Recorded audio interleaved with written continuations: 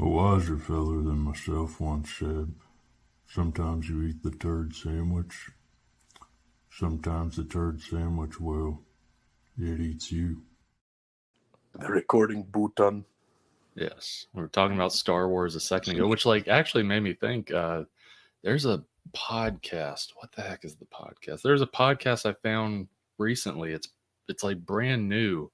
Like it's only like 2,000 subscribers sort of thing. But it's a comedian that I followed on TikTok and stuff. And he's like a big like pop culture nerd. And he also like loves Star Wars. I mean, like loves Star Wars. He reads all the books, all that sort of stuff, watches all the movies, all that sort of stuff.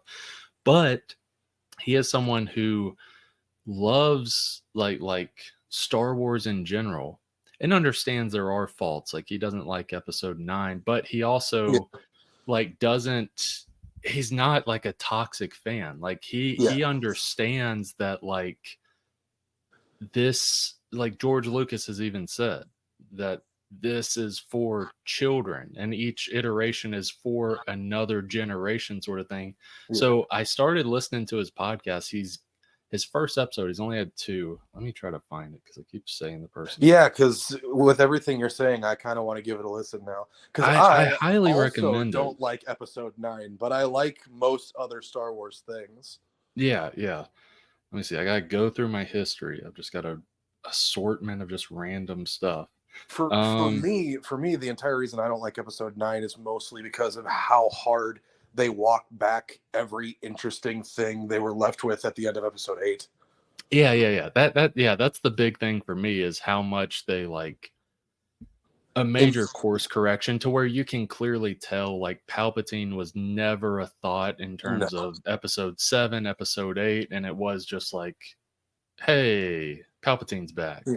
So yeah, the fact that the line is somehow Palpatine returned exists. I was about to say that. Like, and like for me, it's the way that episode 8 left everything was clearly being set up so that Kylo Ren was going to be the final villain, and he should have been.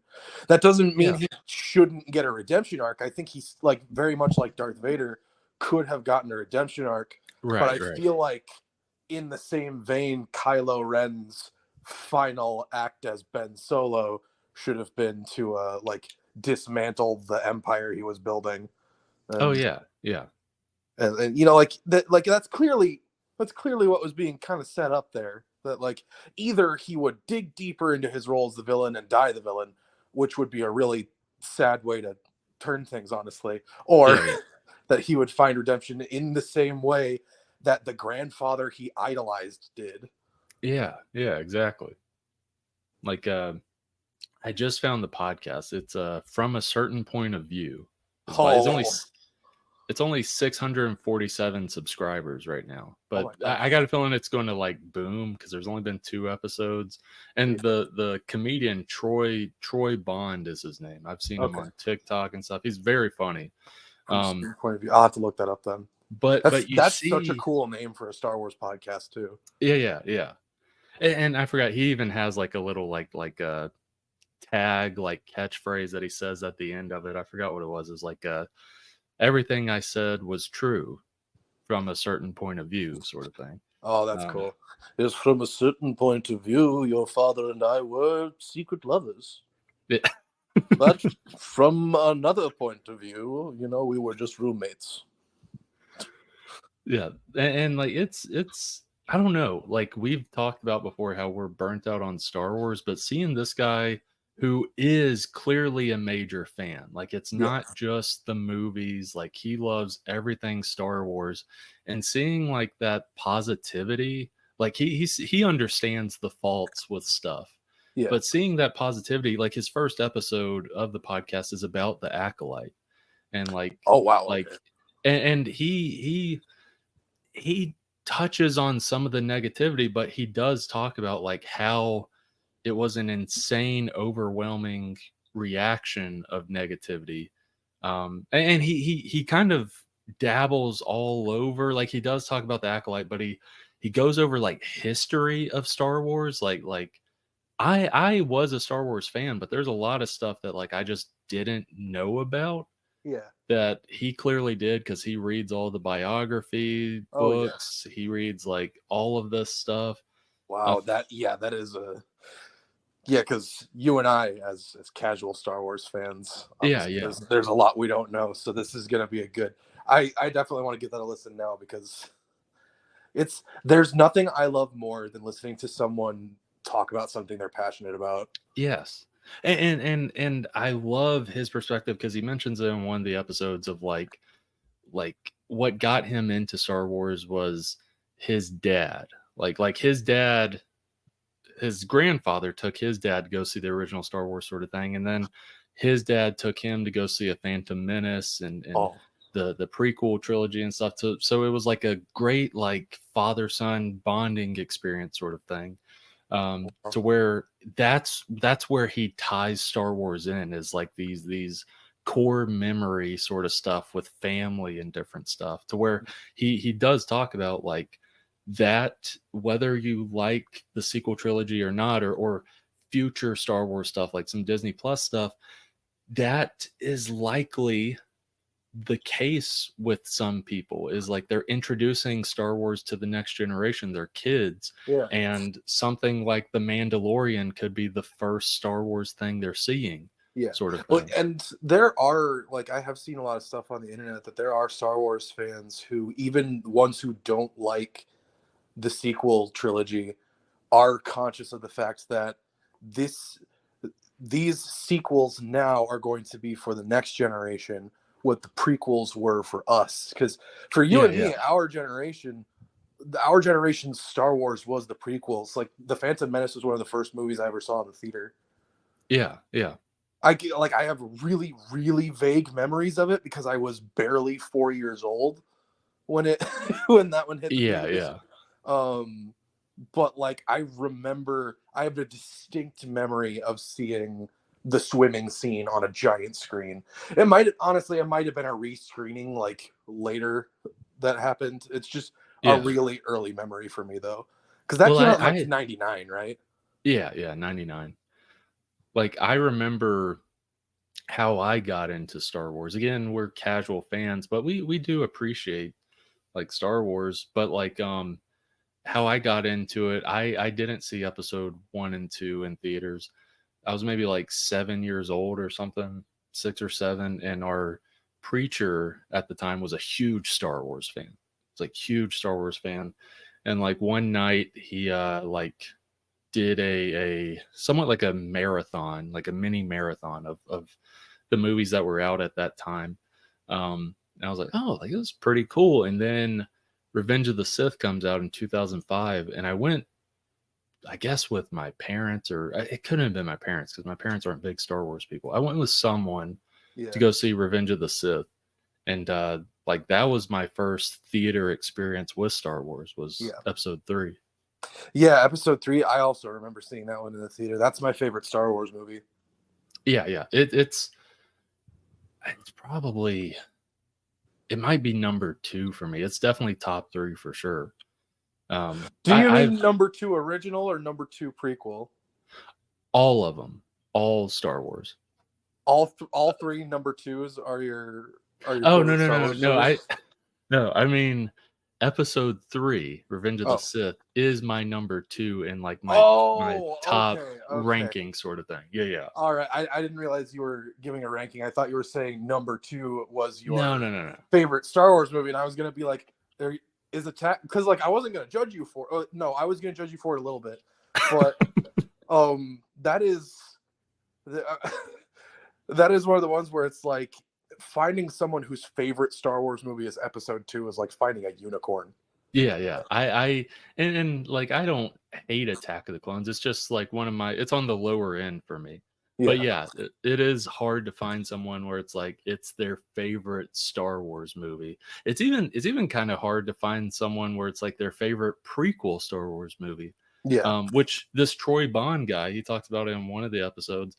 Attack of the Clones is his favorite prequel trilogy. So really? Yeah. That's interesting. It's odd. That's, you know what? Then you know that guy is sincere and truly passionate if he's willing to say, Like you know that he's not just like a Star Wars fan, but who like keeps up like the public face of like, oh yeah, but like Attack of the Clones, that's the bad one. Like, you know, he's not just like here for the memes, because a lot of Star Wars fans feel like they're just here for the memes. But but like, yeah, if he's willing to publicly state that Attack of the Clones is his favorite of the prequel trilogy, that's some intense love, and also a complete lack of fear of the repercussions, because you know how dogmatic and religious Star Wars fans can be. Oh yeah, yeah.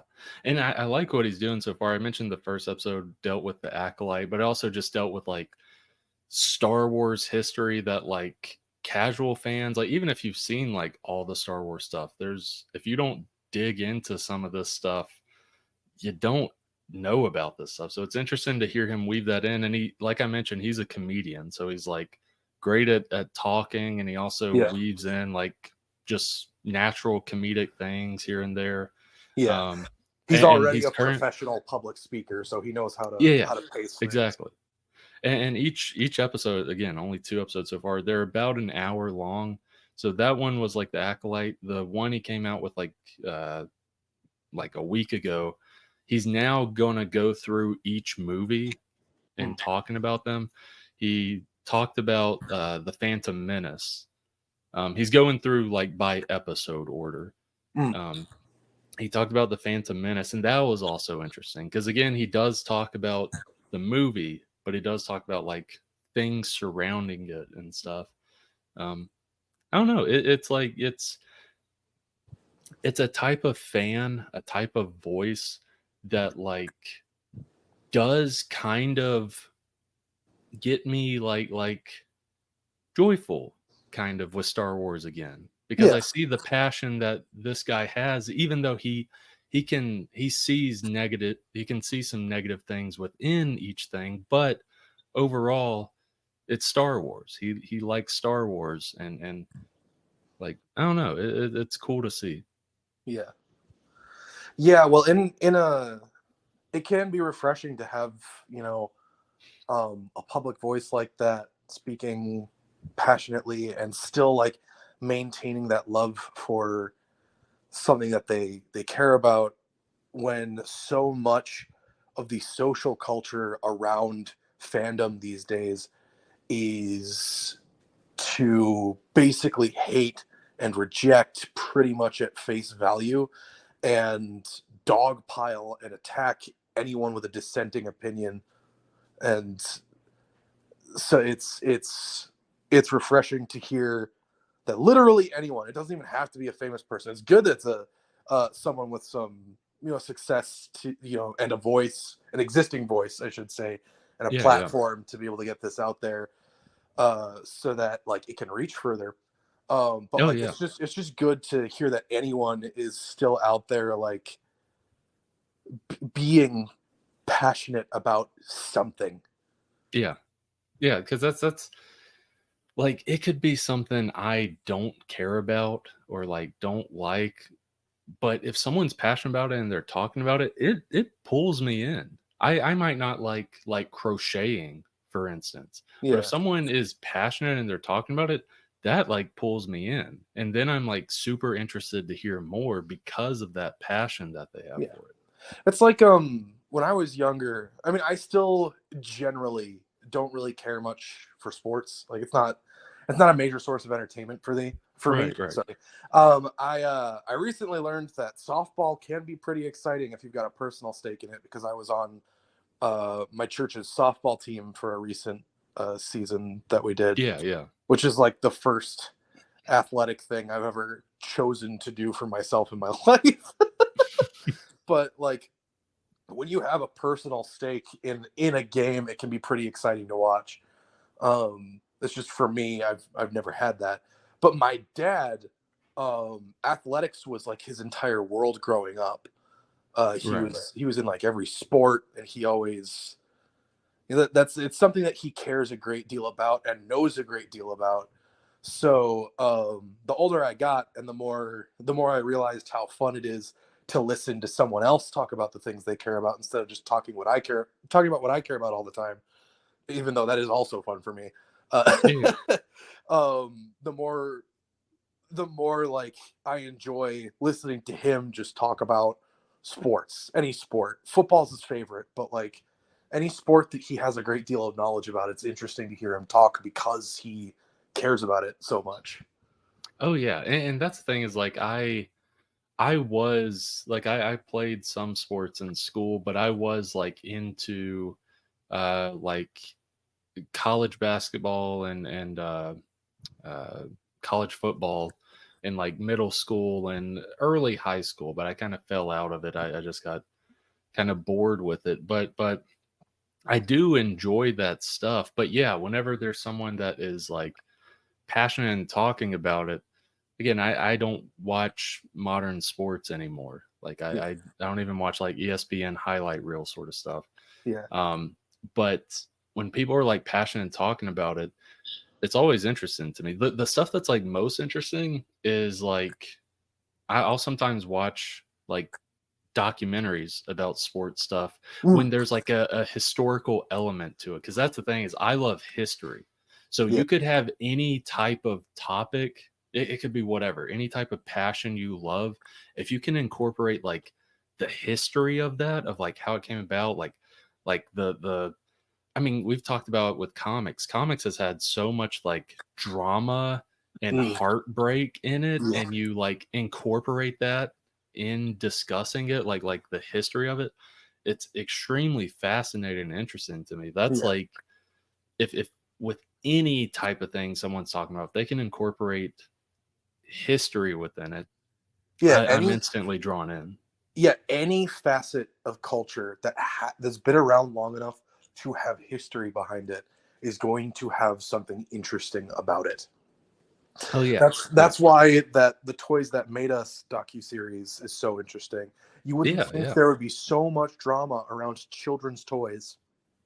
Yeah, and like yeah, the Power Rangers episode, like I mean, they've done like 3 or 4 seasons by now, but like every episode is like really fascinating. Hello Kitty, I thought I wouldn't give a crap about Hello Kitty sort of thing, but like, oh my gosh, it's fascinating. And like the history of Sanrio as a company overall is super interesting. Yeah. And like all the little characters that come and go through the Sanrio lineup, and Hello Kitty is still the flagship. Yeah. Like, and it's crazy too how far reaching that company is as well, because like even if you don't know it, you've been exposed to it, and if you've been exposed to it enough to be aware of it, you probably have a favorite Sanrio character. Like me, like my favorite Sanrio character is Retsuko. Agretzko is her more common name because that's the name of her show. But like she's the little office working red panda who sings death metal karaoke to vent her frustrations. We were just talking about things with history are interesting. Yeah. Like that's how I often get into, I mean, like documentaries. Documentaries usually are documenting some form of history. Sometimes it can be very dramatized, but it is documenting some form of history. And I think documentaries are like the one thing that, because they feel so much like modern YouTube videos, or I should say modern YouTube videos feel more like documentaries. Yeah. To where I just love watching documentaries when it's a good one. Yeah. Like, sadly, I don't think there's anything out like the past month or something that I'm interested in watching documentary wise, but there's always good stuff. And it can get me into anything. Like, I think there's a Michael Jordan, like an ESPN documentary or something, or it's on Netflix or something. I've heard it's really good. Another Michael Jordan documentary? Well, I mean, this one came out like a year ago or something. Oh, okay. But I am interested to watch it because of how much they talk about the history of Michael Jordan, and particularly like how competitive the guy is. Yeah. Like that is very interesting to me, because there's some stuff where like someone says something to Jordan, says something to him, and it sticks with him to where he works for like a year in terms of like trying to be ready for the next game facing that person so that he can just like crush that person in the game. It's Jeez. insane how competitive Michael Jordan was. That's ridiculous. Yeah, I was just in my old neighborhood and I was playing some pickup basketball with a couple of kids from around the neighborhood. And long story short, all of them walked off that court with broken knees. I would have it no other way. But yeah, there's a lot of great stuff, and like I mentioned before, One of them made a crack about how I was Bugs Bunny's boyfriend, and by the end of it, I had him break his own ankles. His legs were doing a pretty good impression of a paperclip. But yeah, like what I had mentioned at the top of the show, I'm just happy to see some positivity in Star Wars from like truly a Star Wars fan. Yeah. It's someone who cares deeply about it. Yeah. So for anyone out there, if you like Star Wars, if you're like us, we like Star Wars, but we're kind of burnt out on it. Yeah. I recommend this podcast from a certain point of view. I don't know how often he's going to post, maybe once a week, once a month, but it's very entertaining. Yeah. I still plan on watching at least Andor, but as far as like future Star Wars plans for myself, I'm not totally certain. I do want to watch the Clone Wars all the way through, but I still haven't seen the last season. Like I want to watch the last season, but it's just like life stuff as well as like the past 2, 3, 4 years of just kind of getting burnt out on Star Wars. There are stuff I still want to see season 2 of Star Wars Visions. Like we talked about it. I loved season 1 of Star Wars Visions. Yeah, and I still haven't watched season 2 either.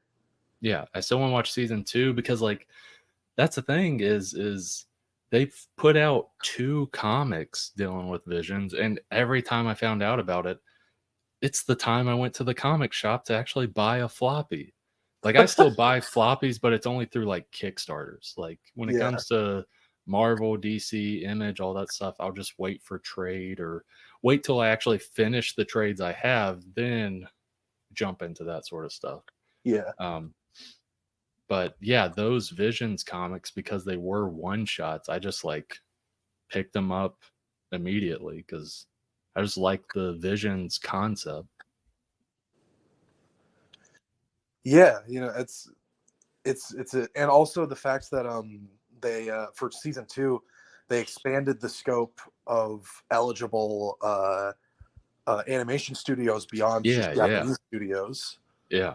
So it's truly an international production. And I love that as someone who loves animation, and like anyone who carried over from the Store Brand Comics podcast into this one is probably aware of the fact that when I am able, I try to collect as many animated films from across the planet as I can.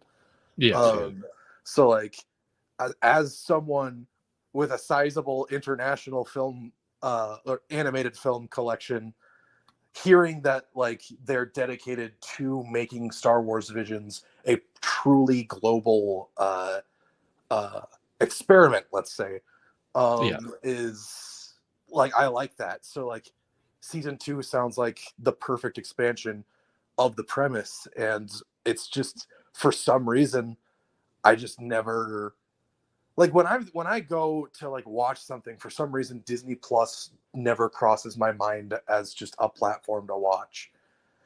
You know what I mean? For some reason, if I'm not looking for something really specific, I don't even think about Disney Plus. Yeah, I'm saying like because it's like I ultimately don't focus like I understand there's audience for it, but I don't really care for like most of the Disney catalog, animated or not. As I'm not saying it's bad, it's just like it's not like I'm seeking that. Care about. Yeah, like the only reason I had Disney Plus before was to check out the new Marvel thing or the new Star Wars thing, and that was it, sort of.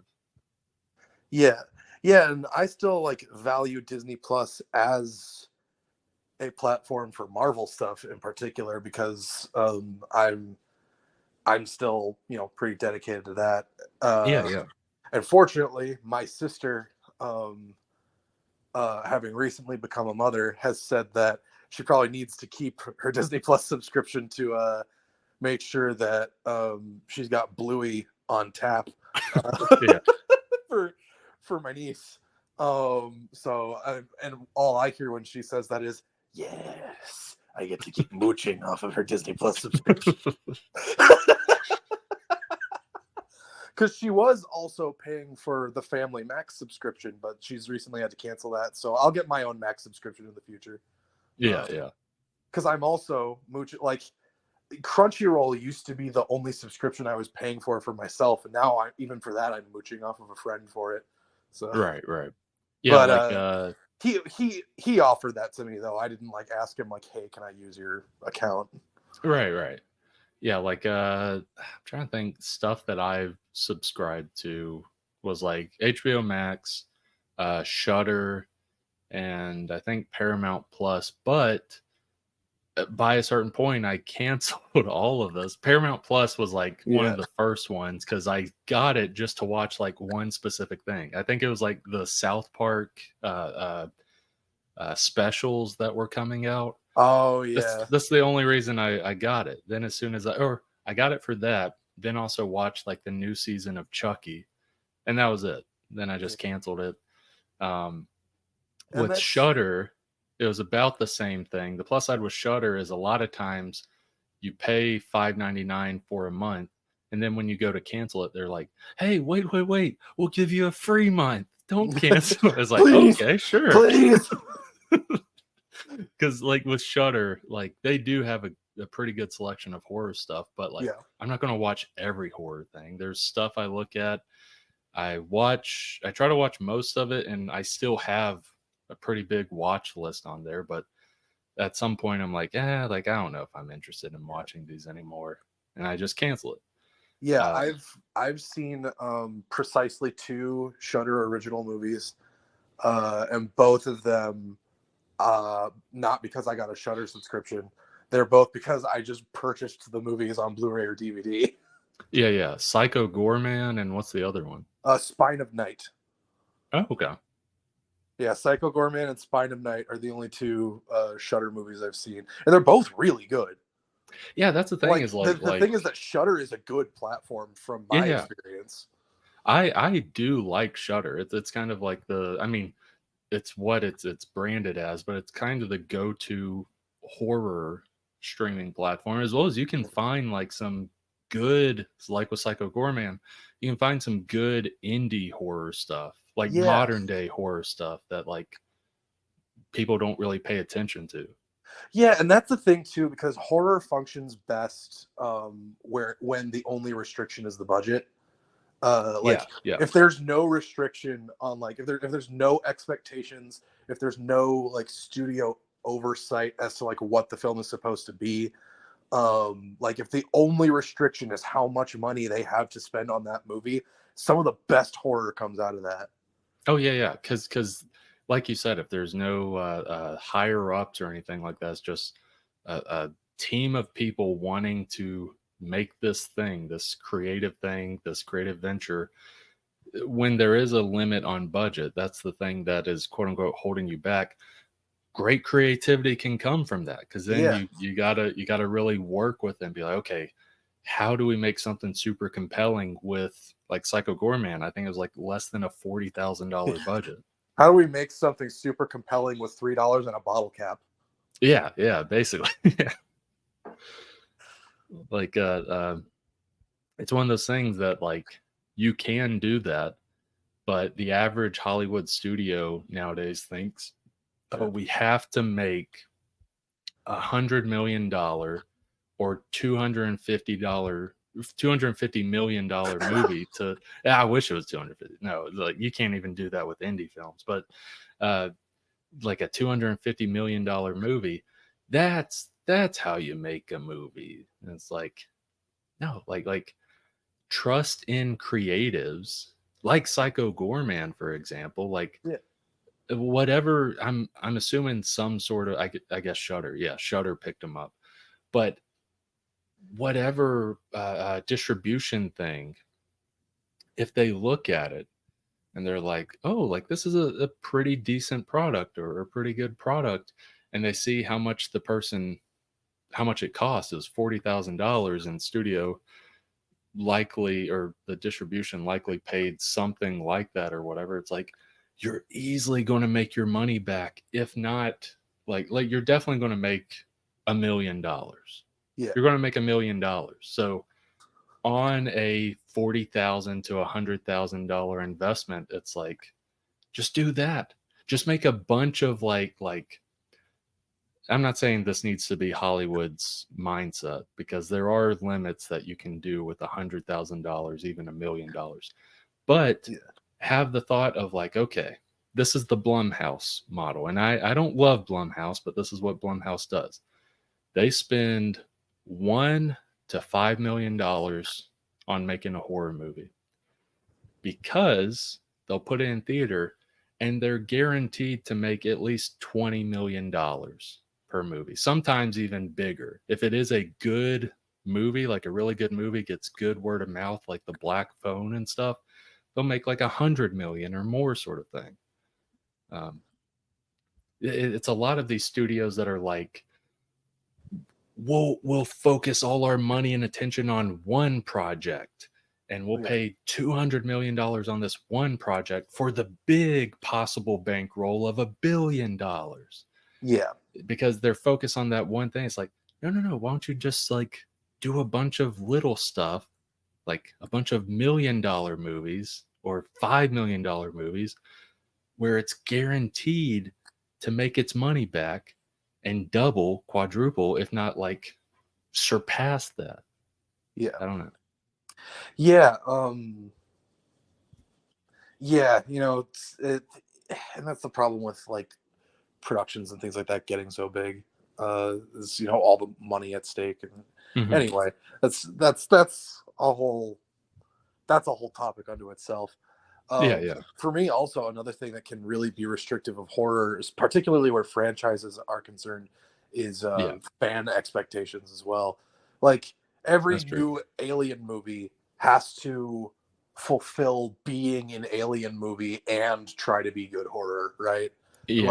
Every new Halloween movie has to fulfill being a Halloween movie and trying to be good horror. Like they're all any horror movie. The thing is, horror as a premise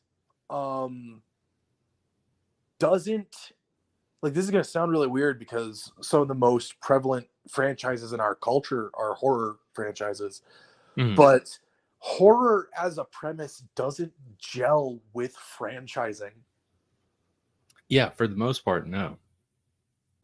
Unless you've got something secondary like Hellboy, where it's both horror and like police procedural and superhero all kind of wrapped into one. Yeah, it's one of those things where like horror, if it genuinely is going for like creeping people out or scaring them or whatever it may be, franchising it / making it a pop culture thing, it doesn't gel with like if you are going in for scary intent. There are instances like Chucky. That's the one franchise where I think it has maintained. It's so weird that of all of them, it's the one that for the most part maintained its quality and keeps doing new stuff and is interesting. Because you have the Child's Play movies, and those are like straight up horror. But then it starts getting like kind of weird and stuff with like Bride of Chucky, where it's this girlfriend that he had gets her to possess the body of this celebrity, and then that celebrity eventually gets her body transferred into a doll. It's insane, but it's fun. It kind of leaves the scary element of it, but it maintains a funness, and I think that's what I see with ongoing franchises is like you scared us so much to where if you keep trying to do the scares, it's just going to fall flat because you're doing the same exact thing. You have Yeah. to reinvent it kind of. And Chucky, I think, has done that pretty well over the years because you had Bride of Chucky, then you have Seed of Chucky, where they have a kid. These two dolls have a kid, and the kid, and this is actually like kind of progressive for the time. The kid is, what is it? Why am I blanking? What is the term where you aren't male or female? Like you don't Non-binary. identify. Non-binary. Thank you. It's like the first like in what I've seen, like pop culture, the first instance of that, and that was like 2004 or something. And they have their kid, and then I'm trying to think. There were a couple reboots or sequels that came after that were so. They're not awful, but it's like, like keep what you were doing going. And they did that with the Chucky series. The I think it's on Sci-Fi. I can't remember what channel, but the Chucky series does that, and it's like over the top, can be scary sort of thing. So yeah, I say all that to say, I agree that it is very tough to franchise horror, to franchise a horror IP if it's like a character sort of thing. It's very tough. And it's almost impossible if it's this character and you're trying to maintain scary across 10 plus movies or whatever. Yeah, because that's nearly impossible. Yeah, the thing is, unless someone has a genuine phobia, you can only scare them the same way so many times, and that varies from person to person. Yeah. Oh yeah, yeah. Because that's the thing is like Freddy Krueger across all the Nightmare on Elm Street movies, he is scary, but he does become kind of like you're not entirely, you as the viewer, scared of him as much anymore. He's a scary concept once you get into like further sequels and stuff, but you're more watching it now for like, oh, let's see what creative dream kill Freddy does. That's what a lot of horror movies become with the sequels, is like, what's the creative kill that will happen? Yeah, especially with slashers specifically. Yeah. Is it stops being about the fear of this serial killer and starts becoming about, like you said, how, like, what fun way what fun way is he gonna use to kill people in this one? Like, what's the fun theme for this kill? Is like, oh, he's he's giving him such an aggressive enema. The guy just poops his guts out. That's the one thing I do like if people are basing like seeing a slasher or seeing a horror based on just the kills, like, because that's a big thing with horror, is just the picking off of the roster of characters that are introduced in the movie. Nightmare on Elm Street maintains it pretty well because it's a dream world to where literally anything can happen. It is not restricted by simply a machete and strength of the person in reality. Nightmare on Elm Street gets like I don't like most stuff after Nightmare on Elm Street 3. I like a couple of the stuff after that, but most of them I don't like. But I do like the creative kills that happen in that, especially Nightmare on Elm Street 4. I don't really care for the plot, but that one has some of the most creative kills because it relies on these fears or these phobias of these kids, and it does it very smartly. There's a girl that has asthma, and she has an inhaler, and I forgot exactly what it was. There's one instance, they're in a classroom, she realizes she's dreaming, sort of thing, and they set it up. They always set it up pretty well when Freddy eventually pops up. and Freddy, he always does like a dumb joke one-liner before he kills someone in the later sequels. And Like, he says I'm gonna something. stab you, bitch. Yeah, this one I forgot what it was. It's like let's suck face or whatever. I don't know, something. And he starts like kissing the girl, and like you see her like if you deflate like an air mattress or something, you see her deflating, and is like horrifying to see.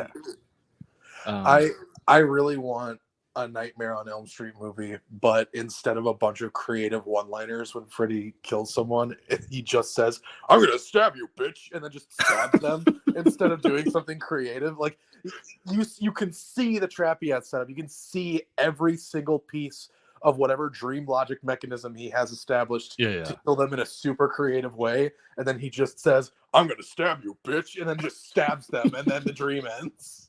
Yeah. You set it up like it's like you set it up like it's a Final Destination Rube Goldberg type thing, where it's like, oh, it's leading up, and then it's just like, I'm gonna stab you, and just stabs with the claw. It's like, what was all that other stuff? Yeah, that would be great. And I also can't think of Freddy Krueger without thinking of Scary Terry from Rick and Morty. Oh, I gotta look that up. It's a season 1 episode, so it's still pretty decent back then. It's a good episode where like Rick and Morty are trying to use Inception to get Morty's like math teacher to change his grade. Oh, okay. Yeah. And they end up, but the thing is, like, when they're inceptioning, they have to keep going deeper and deeper into the dreams of the teacher until eventually they go into the dreams of one of the characters in his dream. Yeah. And it keeps going deeper and deeper until they meet this Freddy Krueger character called Scary Terry, who has miniature swords on his fingers instead of knives to keep him legally distinct. Yeah. I see the image. That's pretty good. And that's interesting. It's a great episode. I know you're not like a Rick and Morty viewer typically, but if you watch one episode, I think you would get a kick out of that one specifically. Yeah, I'll have to check that out. That's interesting that like it incorporates Inception and Nightmare on Elm Street, because South Park did the same thing. Yeah, that's really interesting, because South Park had an episode where like Mr. Mackey, for those that don't know the name, of like the counselor. Yeah. Mr. Mackey, he's like counseling Stan or something, and like, but Mr. Mackey has his own deep issues. Like he has an issue with like being a hoarder and a clutterer sort of thing.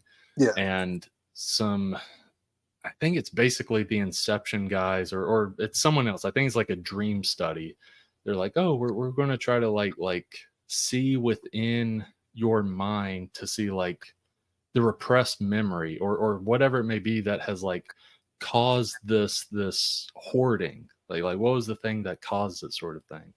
And they're doing that, and then eventually Leonardo DiCaprio and all the Inception guys, they get involved, and they get sucked into it, like within his dream and his memory, because I'm not going to go into it because it's pretty bad. Mr. Mackey has a bad summer camp experience. But they're sucked into the dream and stuff, and they get killed by like this monster in the dream. and the dream people / like the FBI or whatever take a helicopter. They're like, we got to get the one guy who could do the job. And they take a helicopter into like the woods, like Canadian forest almost. And they land the helicopter, and you see an old grizzled Freddy Krueger like chopping wood sort of thing. Oh, I love that. That's awesome. Yeah. They're like, Fred, it's good to see you. And he's like, what do you want? You know I'm retired. And like it's also interesting. They add tiny bit of dialogue where Fred's like, you know I'm retired. I'm done with all that stuff since you guys had me do that secret mission in Elm Street, where it's like a government thing, like secret government thing of killing all these teenagers. It was that, and then like he had like a wife and kid in the cabin. He was like, I got a wife and kid now, Jim, that sort of thing. And they're like, okay, one last job, Freddy. We got to find out which episode came first, the Rick and Morty one or the South Park one. How long That ago is was a that good South Park point. one? Yeah. Let me look. That had to be Because very close. Scary Terry also has a wife and kid waiting at home. Really? Okay, hold on then. This is interesting. We got to see which one came first. Okay, in terms of air date, the South Park episode is called Inception. Okay. And it's October 20th, 2010. I believe that predates the Rick and Morty one. Okay. Because Rick and Morty, I don't think started airing until like 2011, 2012. Yeah, let me see. Maybe a bit later than that. Where is the date of it? Oh, gosh. We got burps coming up like Rick right now. I think the Rick and Morty episode is called something like a Rickception or something like that. Okay. Here, let me do this. Oh, yeah, because I remember a lot of the episodes had like Rick and Morty's names in them. Kind of like Ed. Yeah. Right. Rickception air date. Well, okay. I don't even have to look at that. The series premiered in 2013. Yeah. Okay. So yeah. Yeah. Ooh, that's enough time to watch the South Park episode and then write your Rick and Morty episode. Yeah, that's true. Because I just realized the South Park episode came out October 2010, and how South Park was made back then, I don't think it's the same now because they don't come out with a season every year now. Yeah. It was essentially like each week, like they basically start writing on Monday, and by next Monday the episode is airing. Yeah, which is insane. Yeah, it's crazy that like they write it, well, they come up with the idea, they write it, they animate it, and then all within a week it comes out the following week, which is isn't insane. The documentary 7 Days to Air, is that what it's called? Isn't that like about their process? Yeah. And I love when that documentary came out because you see them like recording, like doing voice recordings for episodes. And that's when I like got into South Park. I didn't know about the documentary, but once I watched the documentary later, I was like, oh crap, they're voice recording the Human Centipede episode. like it's 2010 South Park. That's when I was getting into South Park, like watching it every week, and my buddies like talking about it, sort of thing. Yeah, it's interesting to see. Yeah, because if it had been the other way around, where the Rick and Morty one came first and then South Park later, South Park works so quickly, you could say, oh, maybe they took ideas from the Rick and Morty one.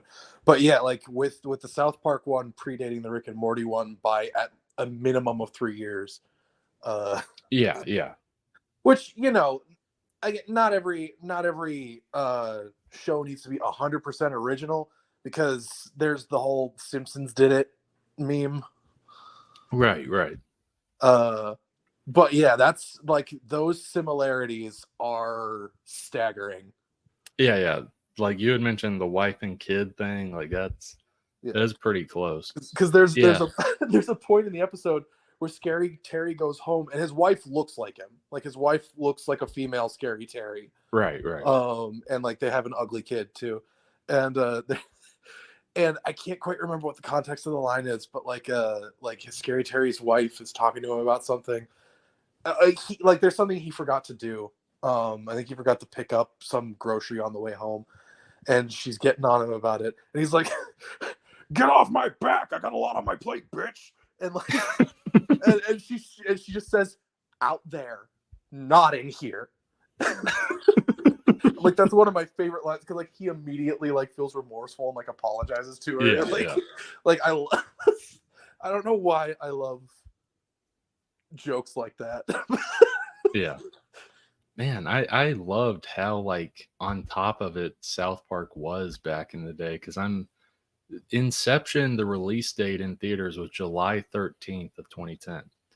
Basically, let's see, August, September, 3 months later, South Park does an Inception episode, but they do it smart. They didn't do it like right when it was in theater or whatever. Like they did it basically when it was hitting DVD. Yeah. To where by that point, most people had seen it, would understand the reference, understand the joke. Man, that's very clever marketing. Extremely well timed. Yeah. But yeah. Oh my gosh, South Park. I think the reason there's been like issues of like they haven't released a season in like over a year sort of thing. And last season was like 6 episodes, which is extremely short for South Park. And then the past year they've put out like 2 or 3 specials, like 40-minute specials on Paramount Plus. It's because of a bunch of like legal licensing stuff, which is always annoying because it's technically, I think the rights are technically for seasons through Max, but those are seasons and those are episodes. Paramount Plus did some sort of deal to where they can air on Paramount Plus, but it's specials. It's not seasons. Yeah. So it's like a legal loophole to still do episodes. And the way it sounds, I don't know who is at fault, Paramount Plus or HBO Max, but because of all this, that's why there's been a hang up of new seasons. But I heard somewhere like next year, like things have been resolved and next year there will be more. I just want more South Park. Like South Park has been the one adult comedy that has like stood up. There's been some misses here and there, but for the most part, it's like still stood up with each new episode. South Park has been the one light in my life. Well, I need it. It's funny, and it's also like it does comedy well to where it doesn't try to like pull any punches like other adult comedies might do because they worry about offending someone. Like they're picking on and joking on everyone, but they're doing it just right to where it isn't like being awful and being mean. Yeah. But all that's to say, I haven't watched any new Family Guy in like over 10 years. No, me neither. Like it's been a long time since I watched Family Guy. Like not as long as 10 years, but yeah, it's been a while. Yeah, I think the last thing I remember watching was like, and I didn't really care at the time, but whenever Brian died and they had their new dog for a little bit, and then Brian came back, like I didn't really have a stake in it, sort of thing at that time. So but it is what it is. We were talking about anime earlier. Were we? Oh well, you had mentioned. No, we weren't talking about anime. We were talking about what was it? It was animation in general, I think. We were talking about Star Wars Visions. And how that's like an international production now. Yeah. Whenever we were talking about that, it like clicked something in my brain. I started watching an anime again. I haven't watched anime in like a while. Ooh. I will say I started watching that new like Terminator anime. Oh, I haven't started that one yet. I got to get back into it. It's been like at least a week. 1 week since you look at me. It's been a while since I've watched an episode of that. But it was good. I don't love it as much as I'm seeing like love for it online, but it is good. It is entertaining. I might try. I'll see. She'll probably say no, but I'll try to see if my mom would be interested in watching that because she loves Terminator. I think she might be interested because there's a guy I know who like he's a big Terminator fan and he's like a big comic guy, but he doesn't really, anime is not his thing, like manga is not his thing, but he watched the new Terminator anime and he liked it, like he loved it. Like, and he even, like, his selling point to people on it is like, hey, I don't really, anime is not my thing, I don't really care for anime, but this was really good. So because I've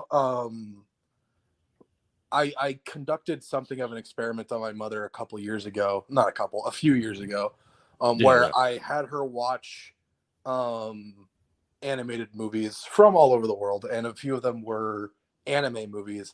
And so I hope that some of the results of that experiment stuck with her a little bit, and she understands that not all anime is just either the power of friendship or weird sex stuff. But and she would be willing to give it a shot because it's Terminator.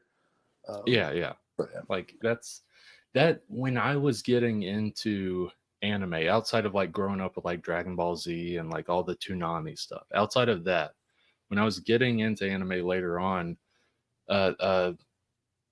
turn off for me was the more shonen, like I'm powering up / friendship is magic sort of stuff.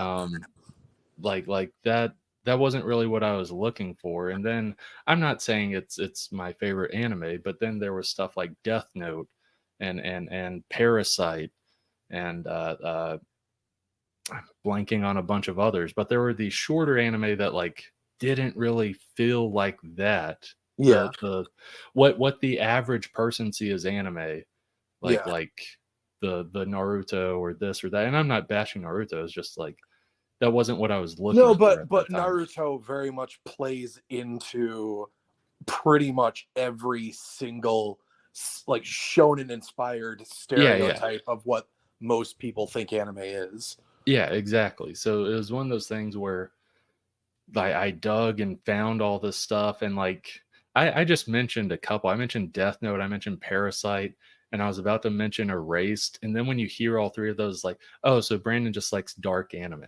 No. Like, Brandon just likes dark anime that he can knock out over a weekend. Yeah, I will say that I do like anime I can knock out over a weekend or in the span of a week. I do like that. Oh yeah, there's definitely value in that because it makes you feel like you've actually progressed in something and gained something from it.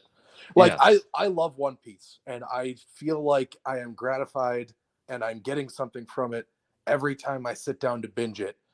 But the further over the horizon that ending stretches out, the more you're like, I'm enjoying the adventure, and I'm 100. Okay, so I know there's going to be a physical treasure. Oda himself has confirmed that. But at the same time, I personally am totally ready for the One Piece to have been the friends we made along the way. Yeah. I am 100% ready for the actual treasure to be the adventure. Like, the One Piece is the adventure to get to the One Piece. Yes, there's going to be a physical treasure at the end, but it's not the One Piece.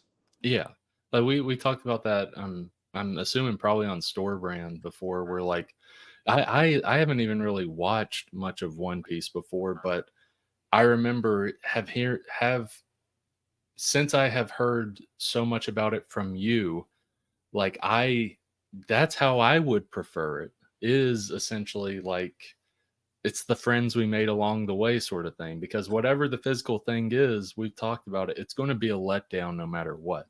There is no way the physical treasure can live up to its own legend. Exactly. Both in and out of universe. So it's one of those things where I'd be completely okay with that, but it's going to be a while before I get sucked into a big anime. Oh yeah, and I'm going to be honest with you, Brandon. I know it's really unlikely because you value your time, but if you ever are interested in One Piece, I can send you some watch guides. Oh yeah. Which my brother actually that's the thing with the Netflix show that came out. I think the Netflix show did very good. Like whether people who watch the anime like the Netflix show or not, it helped expand the audience of Yeah. One Piece. It was already big. One Piece was already big, but it helped expand it even more. Um, because I saw people who watched the Netflix show and were like, "Hey, like I like this," and then went to go check out the anime. Case in point, my brother was that. My brother watched the Netflix show and he was like, "Oh, I dig this," to where he's watching the anime now. I don't know Yeah. how far he is. He's like maybe at least like episode 80 or 100 or something. Okay. But yeah, like it has got people into the anime. So Yeah. Yeah. Clay has been keeping me abreast of his journey with One Piece since he started on it. And he just passed, because every once in a while, One Piece will have a really, really iconic scene that, yeah. from my experience, fans tend to give names to based on like iconic lines from those scenes. Like I Yeah. always address these scenes by their iconic lines, and other One Piece fans almost always know what I'm talking about. And Clay just passed a scene that I refer to as "Nothing Happened," Okay. which is this iconic scene at the end of the Thriller Bark saga, because sagas are often named after the islands they take place on. Right. And after the Thriller Bark saga, an agent of the government, one of the seven warlords of the sea, named Bartholomew Kuma, appears to arrest Luffy on behalf of the government, basically. Okay. And Zoro kind of offers himself in Luffy's place, and they make a little bit of a deal here because both parties are kind of aware that there's a fight that's about to go down, and Luffy's unconscious Yeah. from the fight that he just went through with the actual bad guy of the arc. So Kuma, what he does is he uses his devil fruit power to take all of the pain, all the physical pain Luffy endured, and like multiply it by a couple of times, I think. And he looks at Zoro, who is Luffy's first mate, and he says, "If you can endure this and survive, I'm going to leave you guys alone for now." Okay. And so they go off into the woods where no one can see them, and Kuma makes Zoro endure the pain. And the viewer doesn't get to see this happen. Right. You don't actually get to see what happens. After it happens, Kuma leaves without arresting anybody, and Sanji goes into the woods to see what happened, and Zoro is standing, arms folded, eyes darkened, covered in blood. And Sanji, who like has a very noted rivalry with Zoro, like Zoro and Sanji openly hate each other. Right. Sanji asks Zoro what went down, what happened, and Zoro just says nothing happened. And then like the camera pans up on Zoro, and you see his like dead, darkened eyes. He just says nothing at all, and it's like it's a scene that gives you chills. Yeah. It's incredible. And like that's the scene that Clay just passed. And the thing is, it's such a long show, but scenes like that make the time investment worth it if you care about these characters. Oh yeah. And like that's also the plus, is if you are willing to stake time into this, it has to be so rewarding for it to be going on so long, to where like you're just enjoying it the whole time, to where like since it is so long, 1,000+ episodes, you almost don't want it to end at any point. If you're sticking with it that long, that's how I would feel almost. Yeah, like Luffy and the Straw Hats have been looking for the One Piece for at this point, I think now, a little bit longer than Ash and Pikachu were looking to become Pokemon champions. It's crazy.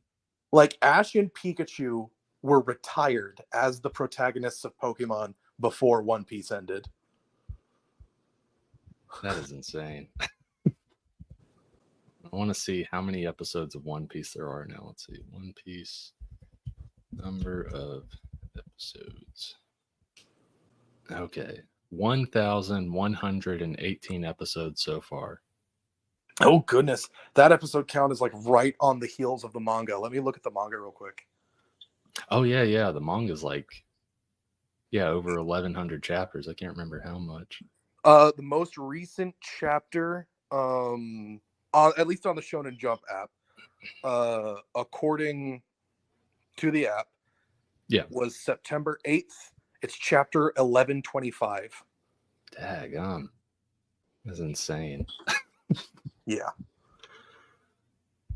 Holy crap. Yeah, so One Piece is 1,118 episodes, and I'm over here slowly going through a 13 episode anime. And that's not even Terminator. Well, actually, right. Terminator is actually a better representation. 1,118 episodes of One Piece, and I'm over here struggling / slowly going through an 8-episode anime. Terminator's only 8 episodes right now, season 1. I got a feeling there's probably more seasons. I don't know, but yeah, like it's crazy. But yeah, the anime that has me right now, because it's just so weird, is it's from the 90s. It's something Lane. It's Serial Experiments Lain. Yes. That's what it is. Oh my god, dude, what do you think? I'm only 1 episode in, but what got me into it, like, I know my dog hates Lane. Screw my dog. I like Lane so far. But I think it's pretentious. What got me into it was like TikTok videos. There were someone did a TikTok, and it was like they were talking about how it was like kind of ahead of its time and stuff. Oh yeah, definitely. And they were talking about the Matrix and stuff like that, and how it like preceded the Matrix. And I was like, okay. Yeah, Serial Experiments Lain, Ghost in the Shell, and Akira were probably the 3 biggest anime influences on the Matrix. Yeah. It was one of those things where, like, I saw that TikTok video. I was like, okay, you have me interested. And then I looked everywhere for it, and I could not find it on any site. It's not on Crunchyroll, anything like that. Yeah, it's hard to find right now. To where it's on YouTube. Like people have uploaded on YouTube. Well, that's good to know, because I need to go watch it again. Yeah, I found a playlist. The one downside is it is like dubbed, and the English dub is good. The downside is any of the weird, like colored screens that pop up with like text, and then it has like the subtitle in it. For people, if you watch Lane, you'll know what I'm talking about. There's at least, with episode 1, there's like 5 or 6 times it happens. It's so weird, but I love it. The downside with it, the subtitled text is in Spanish. It's not in English. So luckily, someone in the comments section with each episode like highlights, they like have the timestamp, and then they have the translation, the English translation. So that's very helpful. So while I'm watching it, I usually have my phone next to me for whenever that pops up. I just look at that comment section and see what that says. But no, it like, I'm only 1 episode in, but it is like, I have heard some people say it's like kind of pretentious or whatever it may be. And like, there's some people that are like, by the end of the series, I don't know what it's truly about or anything. It's like, oh yeah, I don't know. I like it. It's one of those ones that's really hard to like, it's really complicated. Yeah. But so far I'm down. It was 2 or 3 nights ago I watched the first episode. The past few days have just been so busy with the Kickstarter stuff, but luckily this upcoming week things will start slowing down. I had 11 plus shows in the past like 4 days. For now on, like each week is only like 4 or 5 shows, so that helps a ton. And I'm also not having to do a bunch of emails and all that. So I'll have more time and I'll watch more of it. But what I'm going to do is probably rewatch the first episode, because I did understand it, but it's one of those where like I kind of want to stick with this, like watch a few episodes a day, then the very next day watch a few episodes. I don't want it to be like one episode a week sort of thing, because Yeah. I got a feeling it's going to be one of those anime where like I want it all to stay fresh in my mind for the next episode, because it is weird and there are hidden messages and meanings within some stuff. Yeah. Um, Yeah, I'm dude, enjoying it. Lane's gonna be a ride. It's been so I've forgotten most of it, so I'll have to try and get a hold of it too. But yeah, it's a trip, dude. For anyone that like checks it out on YouTube, there's a couple playlists that people have. One has like all 13 episodes. One of them has Do the Other One. It's like a 25 video playlist because it has the 13 episodes, but that one actually has the intros before each episode. Oh. I like the Lain intro. I like the animation stuff that's going on in the intro. Also really like the song. I've been listening to that song like a lot the past few days. And like it's like an English song. It's like Duvet by like a band called like Boa or Bo or something. And it wasn't even made for the anime, but I don't know. It's like it fits very well with that intro. I really like it. Yeah. Yeah, I first came across Lain back in my real early anime watching days, when I would look on Hulu and Crunchyroll and any streaming service I had access to for just weird short shows. And like I would just watch all these really weird, like I watched a lot of really weird late 80s, early 90s OVAs. Yeah. Because of that. Like I didn't really have like the early 2000s anime nerd experience where it's like they were desperate for anything, and like access was really difficult to get a handle of. But I did have the early 2010s anime nerd experience of not having a whole lot of friends. So when it came to watching anime, I just had to like take chances. Yeah. Like I had access to all of it. I was gonna say, it's all at your fingertips. Yeah, exactly. So I exposed myself to some real weird stuff. That is actually really difficult to get a hold of now for some reason. Like, for like 14 years later, for some reason, it's like there are so many OVAs that are like seared into my brain, scenes from some of them that like you just can't find easily now. Like I'm sure I could find it on like a pirate site or something if I was willing to pirate things. For me at this point, it's equally as much fear of like viruses as it is any legal ramifications. Oh yeah, 100%. And like because I don't know what pirate sites are like tend to be safe, if any. Yeah. So but there's one anime OVA that I remember. It was 3 episodes. I think I've talked about this before. 3 episodes, I think at like 40 minutes a piece, called Ice. ICE in all caps. And it was so ungodly bizarre.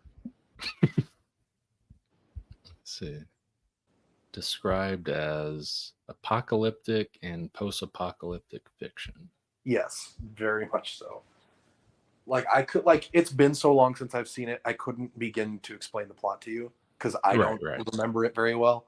But there are things about that OVA that are stuck with me. It's like I said, I just exposed myself to things back then.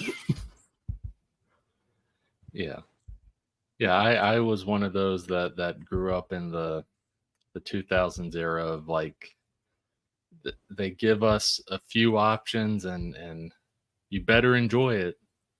You better enjoy your broccoli.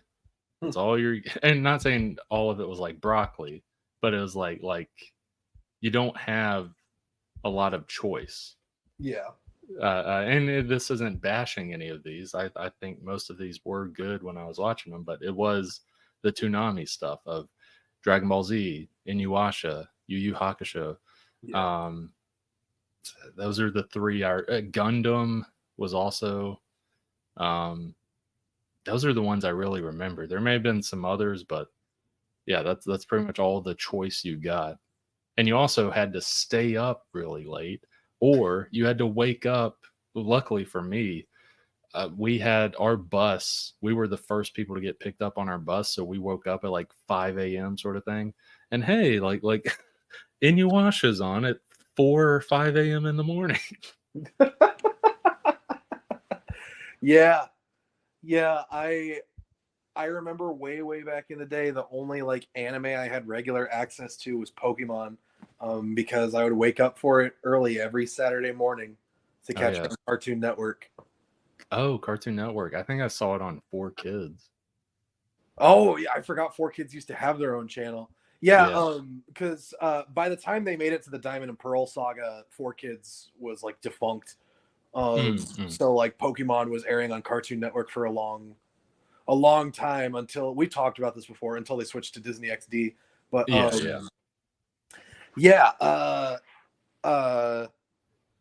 and then like there was that one Naruto marathon that I caught on Cartoon Network when I was a kid, and I watched the entire Search for Tsunade arc, and which is the one where Naruto learns the iconic Rasengan. But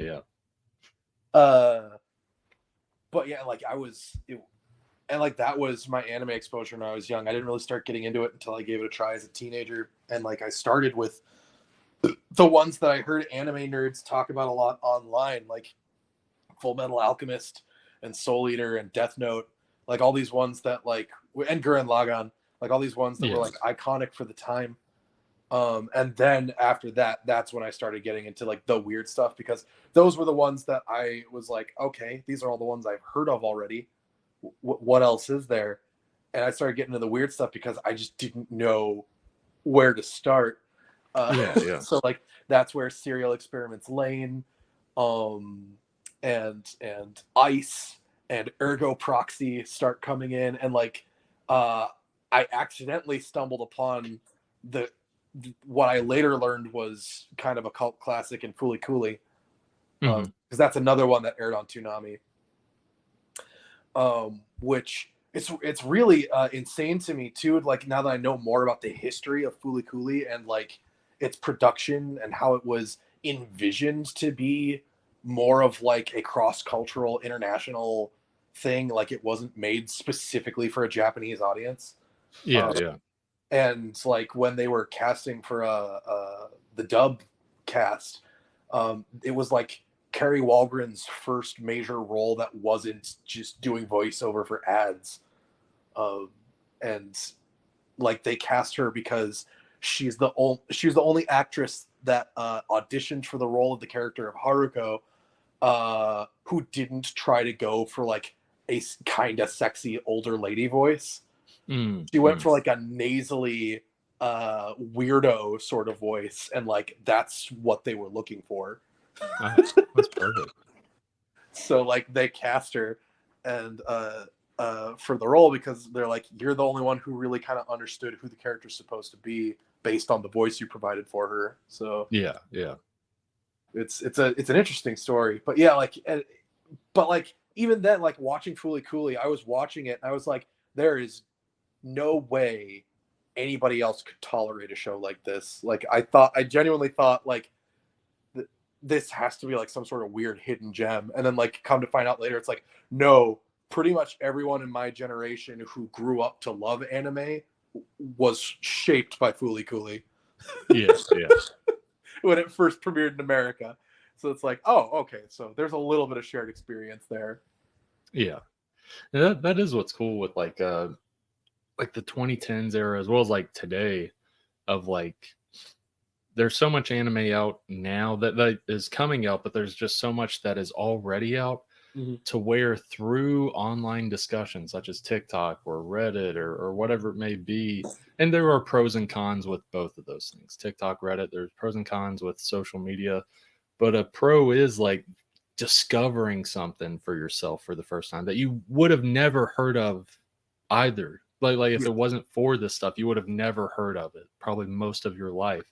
And like, yeah, like Lane, like I probably would have never heard of this because it's a 90s anime and it's only 13 episodes and it is weird and a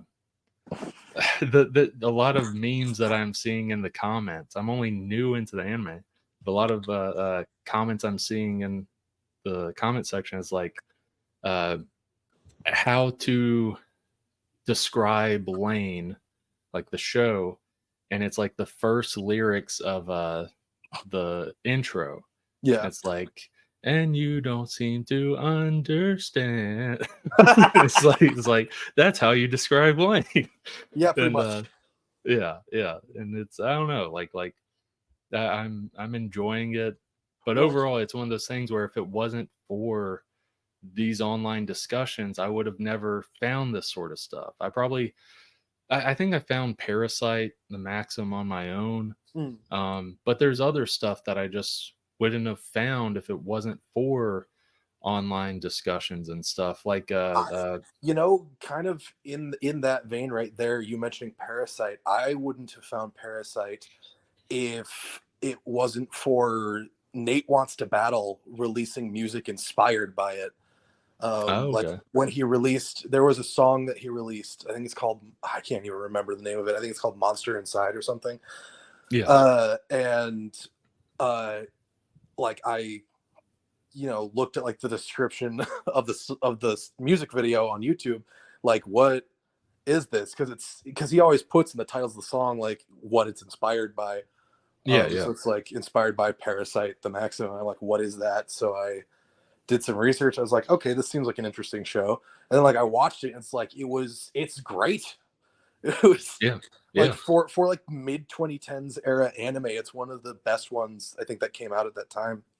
Yeah, it's just like 23 or 24 episodes. It's like super short. Yeah, like what I will say, because Hulu is how I watched a lot of these anime like 10 plus years ago. But the thing that helped was the recommended thing after you watch something. Because like I had watched Death Note, I think, on Hulu, and then right under the recommended once I finished Death Note, because at that time I was more focused on the shorter stuff where it's like I can see the finish line sort of thing. And Death Note is like 37 episodes. I was like, okay, if I could like keep it around there or shorter, I'm cool with checking out some more stuff. And Parasite was one of those. Yep. I watched Parasite, and then I think there were others within the Parasite recommendation or the Death Note recommendations. Erased was one of those. The shortest anime I've watched so far, which is great. And it's a great anime. It's sad, but it's great. And I'm Future Diary, like Future Diary was one of those. Yeah, like I had Future Diary is another one that I kind of started watching because of a Nate Wants to Battle musical thing, because he and Amelie did a cover of the theme song. I was like, okay. this sounds like a really interesting theme song. So I watched the show and I was like, oh boy. If I remember the theme song, I remember like jamming to that theme song a lot. Like I had it on like my playlist and stuff. Yeah, it's like then the rock and all that. Yeah, one of those crazy ones. But and like I another thing too is like I would stumble upon these really weird, like more mature audience oriented anime also just kind of completely by accident, not just like the totally weird ones, but even like slightly more mainstream ones like Dead Man Wonderland. Where like that was the first one where I realized they were allowed to curse like that in anime dubs. Yeah. Thinking about it, Dead Man Wonderland, that was one I had watched, and I think it was because of like the Hulu recommendation thing of finishing one of these, and it recommended Dead Man Wonderland, and I don't know because I saw that like early high school, maybe mid high school. I don't know if I'd enjoy it as much now, but I remember Probably not. finishing it. Yeah. I remember finishing it at that time and being like, oh boy, can't wait for season 2. And then Right. finding out it got canceled. I was like, Yeah. oh. Back in the day when we thought anime got more than one season. Because the thing is, now it does. And they're like, so many studios are going back and giving anime more seasons and adapting more material from their sources. So it's like, nowadays we're living in an age where like there's always a relentless hope that maybe this one will get a season 2. So like there's probably someone out there still holding out hope. Maybe there'll be a Dead Man Wonderland season 2. Right. Because like as it is, like one of my deepest hopes that Spice and Wolf would get either a continuation or readaptation was granted this year. So like if Spice and Wolf can get the Full Metal Alchemist Brotherhood treatment, then when was the last Spice and Wolf thing before this thing this year? I want to say somewhere around 2012, 2013. Okay, so I mean, like I'm not like praying for this to happen. I might not even watch it, but there's hope for Dead Man Wonderland then. Yeah, oh yeah, definitely. Yeah, so someone out there still cares. But yeah, no, Dead Man Wonderland is definitely just an edge fest. Oh yeah, 100%. Like it's like I remember back in the day I watched it, I was like, dude, this is so cool. Dude, they got the blood superpowers. What's interesting with that though is the Boys spin-off show, Gen Z. I've only watched like an episode of it. Gen V. Or Gen V, that's what. Yeah. Sorry. You troglodyte. It's not bad. I just like I don't know. Yeah. It's not super interested in it, but the main character has exactly that power. Yeah. Like the manipulation of blood, like cutting themselves and like being able to manipulate their blood and stuff. Yeah. I was like, huh, interesting. Like I'm not saying it wasn't a thing before, but I do wonder if the creators of Gen V had seen Dead Man Wonderland and got inspiration from that. Yeah, because like that is the main crux of the power system for Dead Man Wonderland. Like, yeah, there's a lot. Blood manipulation is shockingly common in anime specifically. Because like Power does it in Chainsaw Man. Yeah. And like there are other examples that I can't think of off the top of my head. Like even I have created a character with blood manipulation powers who's going to be a major villain in stories that I'm working on. But but like my first exposure to it and what I can draw my influences for the power to is Dead Man Wonderland. And same here. It was so interesting to me too that the whole power system was constructed around it and how each character found unique ways to incorporate their own blood into their combat style. The main character, of course, being the stupidest about it and just slinging it around like a laser beam. Yeah. But like the way that Crow wears those bladed rings on his thumbs and cuts his forearms open to make scythes out of his blood. And Hummingbird will rip her earrings out and spread her blood through her hair to use it like whips. Like it's so interesting. It's a great power system. Plus, I was also a huge fan of the bird themed naming system for the blood characters, because around that time is when I was first coming up with ideas for my main thing that I've been working on for a long time. And as you know, crows and birds in general are an important theme in that. Yeah. So I enjoyed it. I like Dead Man Wonderland was kind of constructed specifically to be something that teenage Teo would find really fun and interesting. I think it was the ultimate like teenage boy as well as like teenage girl thing that like it's like this is for me sort of thing, because like you had mentioned like the Edge Fest sort of thing. I completely forgot about this, but like a repressed memory, it's coming back. The intro song.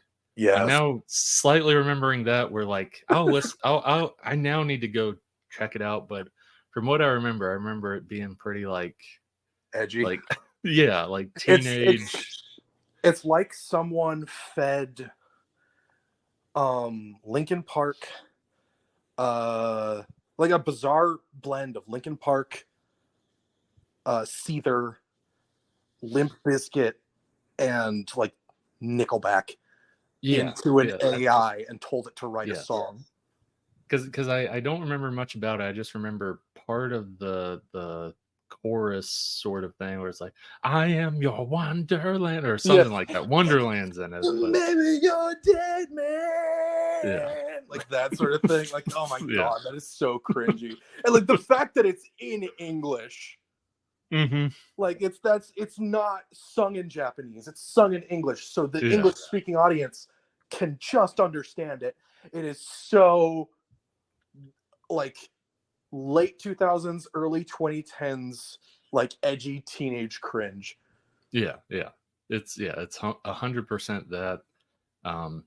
And now I'm not going to go back and check the anime out, but now I do want to watch the intro at least. I'm going to do that later today. I want to read the manga now that we've been talking about it, like because I never read the manga. Oh yeah. So the manga, did it ever continue or did it get canceled? I'm pretty sure the manga finished, but I can't be sure. Oh, okay. I also want to read the Black Lagoon manga. I love now Black Lagoon is one of those like early 2000s Edge Fest anime that like I still really love to this day. Yeah. Like Black Lagoon is still one of my top 10 anime. I love that show. I know it's not this, but like you saying Black Lagoon made me think of this. I think it's a manga. It's called like Black or something. I think I've heard of it. I think Blam might be what it is. Let me see. Blam. Or Blame. I think there is one just called Black somewhere. But yeah, Blame, I'm pretty sure there's a manga called Blame. There's a Netflix movie based on it. Oh, okay. That's one I want to check out because like I remember back when I was getting into manga, like researching it for like Vagabond and Berserk and all that sort of stuff. Like Blame had come up on a lot of those like recommended type lists. Yeah. Blame is, I think, one of those more like actually mature oriented like seinen series. Yeah. It has like a bunch of like crazy sci-fi. I don't think it's a horror thing, but it has like horror elements within like the sci-fi type story. Yeah, I don't know much about it. Yeah. Sorry. Like I don't know how Black Lagoon made me think of Blame, but they start with the same three letters. I guess. And they're both seinen series. Yeah, my brain is stupid. Yeah, but no, Black Lagoon's awesome, dude. I recommend that if you want to watch a good early 2000s edgy anime, but like it. Sometimes it feels like it's edgy for no reason. I'll be honest there, but for the most part, like you get it because it's a part of the setting. Because what Black Lagoon is about is the funny thing is, much like One Piece, Black Lagoon's about pirates, but not the fun swashbuckling yo ho ho and a bottle of rum type of pirates. I mean, modern day, these guys are based in Southeast Asia, doing illegal stuff type of pirates. Right. Like actual pirates that still exist today. Yeah. Just set back in like 2005, 2006, whenever that show came out. But and it's about like a crew of pirates that call themselves the Black Lagoon Company. Their captain is a guy named Dutch, who's this big, beefy black guy from America. Yeah. And he he's the one who gets them their jobs, gives them their orders, and handles everybody's paychecks. Like Dutch is their leader. Right. Then there's Benny, who is also American. Most of the cast is American at least for the main four characters. Yeah. But Benny is also American. He's their tech guy. He's their computer guy. He's the one who handles all their stuff. Then there's Rock, short for Rockero, who is the kind of the point of view character. He's Japanese. And he was kidnapped by them one day. And over the course of like the first episode, he just kind of slowly becomes a part of the crew. He's like the business casual looking guy. Yeah, he is. Okay. And he is, when they need him, kind of their face, their public speaker. He's the one who handles situations that need a little more delicacy. He lends them an air of legitimacy when it comes to business, but for the most part, he has no idea what he's doing. Because he's new to this. He's the newest guy on the crew. And then lastly, the most iconic character and the best character, very much Harley Quinn coded, is Revy, which I believe is short for Rebecca. But Revy is also American. She grew up like homeless in New York, and had to learn how to survive. She is a complete nut job, like very irritable, easily flies off the handle, loves guns and explosives a little too much, and like she's the one where if you need a room full of people dead, all you have to do is say go. Right. Yeah, it's very clear, like by just typing in Black Lagoon on Google, like all of them pop up, but she is like the face you see everywhere. Oh yeah. Revy is the face of the show. Yeah. And for a lot of reasons, she taps into a lot of psychosexual stuff that like young teenage boys might not be aware of, but is definitely coming up in their lives. Like I was exposed to the show as a teenager for the first time, and Revy did a lot of things to my brain. You're right. But yeah, it's one of those shows where it's like I go back to it thinking that it's gonna be terrible, thinking that it's gonna be cringy. And then like as I watch it, I'm like, no, this is actually still really good, and I'm still really enjoying myself. Okay. Yeah, I might have to check it out just for her design. Yeah, I love her design. Yeah. Like the tattoo on her shoulder and like that is cool though. Yeah. I feel like Revy as a character informed a lot of what I find attractive on real women. Right. Because I like not like 1-to-1, but like I don't know, I like girls with tattoos. Yeah. But anyway, yeah. But yeah, like Black Lagoon, and also Black Lagoon is the sort of show that isn't afraid to let two of its main characters argue for 5 minutes of screen time. Okay. And I don't mean just like a back and forth, oh, they're having a disagreement sort of argument. I mean like a knockdown, drag out, curse word laden screaming fest. Right. For 5 minutes. Like this show is, I don't know, man. There's something about Black Lagoon. Yeah, I might have to check that out.